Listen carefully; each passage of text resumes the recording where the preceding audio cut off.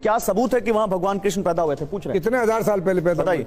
नहीं, पहले तो आप ये बताओ, आप इस बात को मानते हो कि नहीं कि भगवान श्री कृष्ण पैदा हुए? बिल्कुल, जब दुनिया में आए तो पैदा हुए। नहीं हुए कि नहीं? हाँ बिल्कुल पैदा हुए। आपसे पूछा ही नहीं, आप क्यों बोलते हो बीच में भाई? अभी मैं हाथ जोड़ रहा हूँ, जब तक सामने थोड़े पैदा हुए उनसे वो तो मान रहे हैं, वो तो मान रहे हैं। एक मिनट देखिए, प्रॉब्लम यह है कि जब आप बोलते हैं तो मैं नहीं बोल रहा हूँ, और जब वो मुझसे पूछ रहे हैं तो मुझे जवाब देना ही पड़ेगा। प्लीज। अब प्रश्न भी मुझसे ही संबंधित है कि भगवान श्री कृष्ण आए कि नहीं आए। आए तो कितने साल पहले आए? आए थे, लेकिन कितने हजार साल पहले आए वो जब सब मैं अभी बताऊंगा। अरे मैं ही बताऊंगा, मुझसे ही संबंधित है क्वेश्चन। जी जी बिल्कुल। आप ये बात मानते हैं कि नहीं कि भगवान श्री कृष्ण प्रकट हुए? मानते? आप अपनी बात कहिए। अरे मुझे आप बताओ, सही प्रकट हुए कि नहीं? आप कह रहे हैं पैदा हुए प्रकट हुए, दो चीजें हो गई ना। पैदा होना प्रकट होना दोनों अलग अलग। मैं बताता हूं, भगवान कभी पैदा नहीं होते, भगवान हमेशा प्रकट होते हैं।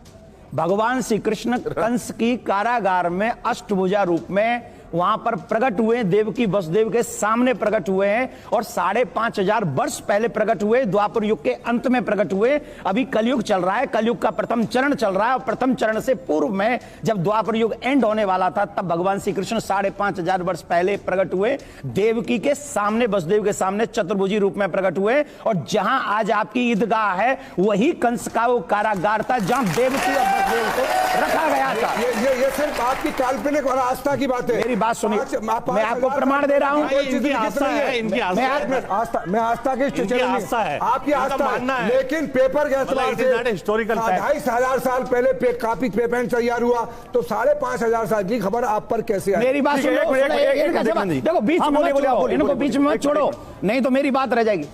आपने कभी भागवत का अध्ययन किया है? भागवत पढ़ी आपने कभी? नहीं पढ़ी। सुनी है कभी? हाँ सुनी है। सुनिए, हमारे आर्यन आर्य टीचर थे, वो हमें टीचर की बात मत पढ़ाते थे और ये कहते थे ये काल्पनिक बातें, इसमें सत्यता नहीं है। इसलिए मेरा निवेदन है, कौन क्या कहते थे? आर्यन आर्य हमारे टीचर से पढ़ाते थे, और हमने जितनी महाभारत और गीता सुनी है उन्हीं से सुनी। अच्छा हाजी खान साहब, एक मिनट। देवकीनंदन जी, एक मिनट आप बोलिएगा, जनता क्या सोचती है इस बारे में? मैं वो पूछ लेता हूँ। मैम बोलिए, आप क्या सोचती हैं? माँ को एक वरदान होता है, अगर उसके पेट में कोई बच्चा आ गया, आक्रांता का आ गया, चोर का आ गया, डाकू का आ गया, 9 महीने अगर उसने उसको पाल लिया, वो प्यार से पैदा कर ही देती है। आप कैसी बात करते हैं उस जमाने के बारे में सोचिए। ठीक है मैम। वो तो कह रहे हैं मस्जिद अक्सा पर तो आपकी श्रद्धा है, मस्जिद अक्सा को तो आप मानते हैं, आप तो यहाँ नहीं रहते हैं और हमारे धर्म के बारे में प्रश्न उठाते हैं। हम नहीं मानते मस्जिद अक्सा को, हम नहीं। आप इनको या आपको खा जाएंगे। मस्जिद हम तो अक्सा कानून को मानते हैं, झगड़ा चल रहा है। ठीक है, एक मिनट। भारतीय संविधान। बोलिए, आपस में बात नहीं, आपस में सर बात नहीं। एक मिनट। आज आप इतिहास को और ऐतिहासिक तथ्यों को जिस तरह नकार रहे हैं, हो सकता है 4 पीढ़ियों बाद आपको भी कोई नकार दे, क्या आप थे ही नहीं। ठीक है, चलिए। ऑब्वियस है।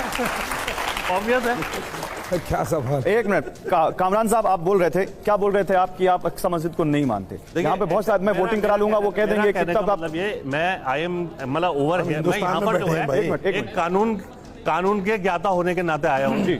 मंदिर और मस्जिद मेरे लिए इस वक्त कुछ भी नहीं है। मुझे जो है संविधान और कानून की जो है कहते हैं इस वक्त हिफाजत करनी है। ठीक है। यहाँ पर जो डिस्कशन चल रहा है वो इतिहास को, कानून को, आस्था को, सबको मिला दिया गया है। इतिहास जो है वो आस्था जो है वो इतिहास नहीं हो सकती। जो इतिहास है वो कानून नहीं हो सकता। आप इतिहास को जो है एविडेंसेस के तौर पर जो है कहते कोर्ट के अंदर पेश करेंगे, तो क्या आप जो है कहते केस जीत जाएंगे मंदिर का? किसी भी हाल में नहीं जीतने के। आप जो है बाबरी मस्जिद को केस नहीं जीत पाए। एक मिनट। जितने भी केसेस हैं, मैम प्लीज रुकिए ना, वो बोलने दीजिए उनको। जितने भी केसेस हैं इस वक्त पेंडिंग, मस्जिद और मंदिर से जो है विवादित, सबके अंदर जो है जो एविडेंसेस हैं, जो ओरिजिनल एविडेंसेस हैं, उनको अप्रिशिएट किया जाएगा। बाबा क्या कह रहे हैं? एविडेंस कैसे मिलेगा कामरान साहब? एविडेंस कैसे मिलेगा? एविडेंसेस जो है आपके जो है रिकॉर्ड के अंदर होते हैं। नहीं, अगर किसी के एविडेंस रिकॉर्ड में नहीं है तो वो एविडेंस कैसे मिलेंगे? मैं आपसे पूछ रहा हूँ। अगर आपके पास एविडेंसेस नहीं है तो you will lose the case. I will go to the court. आप कोर्ट में। एक मिनट सर रुकिए। क्रिएट नहीं किए जा सकते, एविडेंस क्रिएट नहीं किए जा सकते, एविडेंस ढूंढे जा सकते हैं, एविडेंस ढूंढे जा सकते हैं, क्रिएट नहीं किए ढूंढे जा सकते हैं। एक मिनट। यहाँ पर मान लीजिए 2 एविडेंसेस हैं, पूरा क्या कहते हैं आप, क्या कहते हैं जो सर मैं लंबी बहस करूंगा तो बहुत हो जाएगा। आप सुप्रीम कोर्ट के लॉयर हैं, आप ज्यादा बहस अच्छे से करते हो। मैं आपसे एक सवाल पूछ रहा हूं, मेरे सवाल पर रहिए। एविडेंस क्रिएट नहीं की जा सकते, लेकिन क्या एविडेंस ढूंढे जा सकते हैं? जो एविडेंसेस ऑलरेडी अवेलेबल हैं और ढूंढे हुए एविडेंसेस में फर्क है। ढूंढे हुए एविडेंस सर मैं उस पर नहीं जा रहा कि फर्क है नहीं, एविडेंस सर एविडेंस डाउटफुल हो सकते हैं जिनकी आप बात कर सर, ये डाउट कौन क्लियर करेगा? एएसआई का एक मिनट आर्कियोलॉजिकल सर्वे का जो वो होता है, इंस्पेक्शन होता है, वो इतने स्ट्रॉन्ग क्या कहते हैं एविडेंसेस नहीं होते जितने जो है ऑलरेडी एविडेंस। अरे मैं ये पूछ रहा हूं, एविडेंस अगर ढूंढे जा सकते हैं तो एविडेंस कैसे ढूंढे जाएंगे? सर्वे करके ढूंढे जाएंगे, जांच करके ढूंढे जाएंगे? आप तमाम मुस्लिम पक्ष और ज्ञानवापी में जो सर्वे हो रहा है उसके खिलाफ है। पक्ष में जोड़िए। नहीं तो आप नहीं जोड़ रहे, मुस्लिम पक्ष तो उसके खिलाफ है ना। नहीं, वो मस्जिद कमेटी और चलिए मंदिर एक कमेटी है। मिनट, देवकीनंदन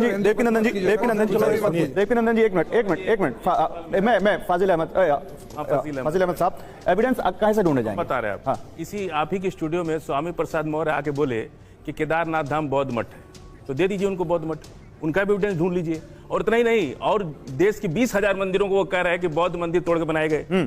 तीसरा, बाबरी मस्जिद जब खुदाई राम मंदिर की जब शिलान्यास हो रही थी, उसको भी कुशीनगर एएसआई के सर्वे को इलाहाबाद हाई कोर्ट ने कहा, एएसआई ने कहा हाई कोर्ट में कि कुशीनगर जैसा अवशेष मिल रहा है, बौद्ध स्थल मिल रहा है, तो आपने बौद्ध स्थल क्यों नहीं दे दिया? जिस तरह से आप कह रहे हैं कि स्वामी प्रसाद कह रहे हैं कि 20,000 मंदिर बौद्ध स्थल है, तो उसको दे दिए केदारनाथ धाम को। देवकीनंदन जी जवाब दीजिए।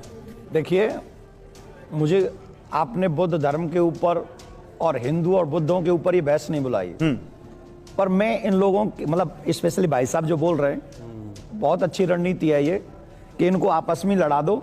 अब ये रणनीति का सवाल नहीं है, पैदा हुए भारत में, पैदा हुए पूरी दुनिया में फैल गए और उसको आप खत्म कर रहे हैं। मेरी नाम बता रहे राजा का। अरे हमारी बात सुनो। राजा ने तोड़वाए नहीं। अरे हमारी बात, राजा शशांक ने 8वीं शताब्दी में राजा शशांक ने 20,000 बौद्ध मंदिरों को तोड़वा के हिंदू मंदिर बना दिया। ठीक है, आप लोगों ने अपने फैक्ट रख दिया, आप उनको बोलने नहीं दीजिए। इतिहास है, इस इतिहास को आप क्यों भुलाना चाहते हैं? फाजिल साहब आपने बोल दिया ना, अब बताइए देवकीनंदन जी। आपके हर प्रश्न का उत्तर दूंगा, पर एक एक करके करो, एक एक करके करो, और इतिहास के मुताबिक ही दूंगा। कर ही क्यों रहे, मेरी समझ में नहीं आ रहा है। आप यहाँ बहस क्या है? आप उनसे क्यों सवाल यहाँ पर बहस क्या है? आपसे सवाल करें, आप जवाब दो। बात उनसे अधिकार की है ना, बात अधिकार की है। अधिकार मेरी बात सुनिए ना, फुजैल भाई, आप मेरी बात सुनिए। सवाल ही मत करो ना, आप क्यों कर रहे हैं? आप लोगों ने सवाल करें तो जवाब दे दो। मौलाना साजिद रशीदी आप आ जाइए यहाँ, मैं चला जाता हूँ। आप सवाल आप यहाँ आके डिबेट करा लीजिए। नहीं सर, आपको गेस्ट के तौर पे बुलाया है, आपको गेस्ट के तौर पे बुलाया है, आप गेस्ट के तौर पे बात जवाब नहीं दे रहा, मैं उनका जवाब। अरे तो आप फजील साहब को बताएंगे कि वो किसका जवाब दे, किसका सवाल दे। करो, क्यों करें हम इनसे? आप सबका ठेका आपने लिया हुआ है। वो करें एक एक करके, सब क्यों करें? अरे आप मत करो, आप सुनते रहो, इन सबके प्रवक्ता हैं आप मत करो, आप सुनते रहो। बोलिए। मैं, उन्होंने मुझसे प्रश्न किया तो मुझे जवाब देना पड़ेगा। ठीक है सर, प्लीज। मेरी बात यह है कि यहाँ पर बात हो रही है जामा मस्जिद की सीढ़ियों की, यहाँ पे बात हो रही है कृष्ण जन्म भूमि की। अब कृष्ण जन्म भूमि में आपके कुरान के मुताबिक, आपके धर्म के मुताबिक कौन सा पीर आया था? मुझे हाँ बताइए। बिल्कुल बता रहे हैं। बताइए।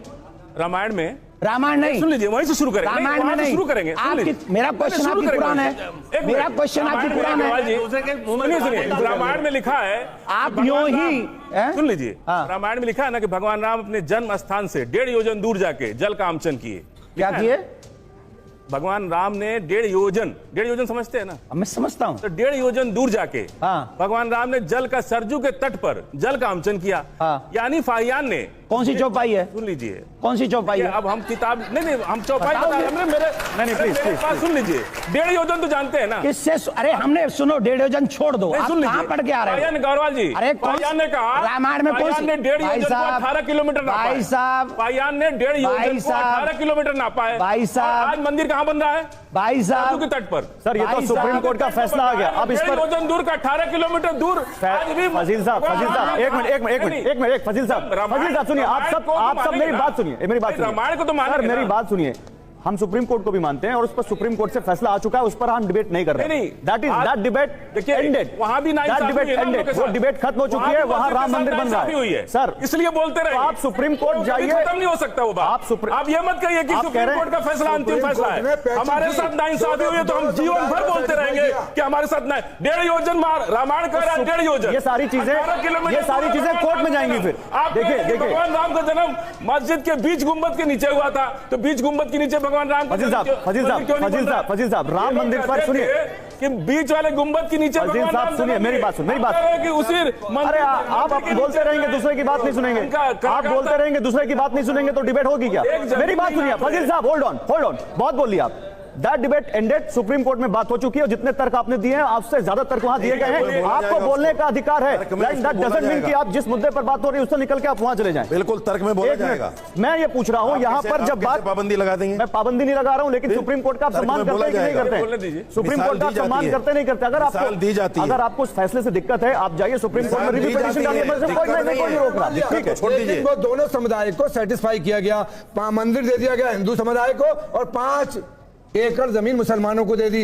मंदिर बनना है, हमारे देश का संविधान, हमारे देश के प्रधानमंत्री पूजन करने जा रहे हैं, मस्जिद का उद्घाटन अब तक क्यों नहीं हुआ? देश की एकता और अखंडता के लिए हिंदू मुसलमान सबको एक साथ चलना होगा, तब ये देश उन्नति। जवाब दीजिए, एक मिनट स्वामी जी, हम लोग अभी हम और स्वामी जी लड़ेंगे, देश चूक जाएगा, पीछे चले जाएगा। ठीक, एक मिनट देवकी नंदन, एक मिनट मैम एक मिनट, देवकी नंदन जी जवाब दे रहे हैं, आप लोग सुनने आए कि बहस करने आए?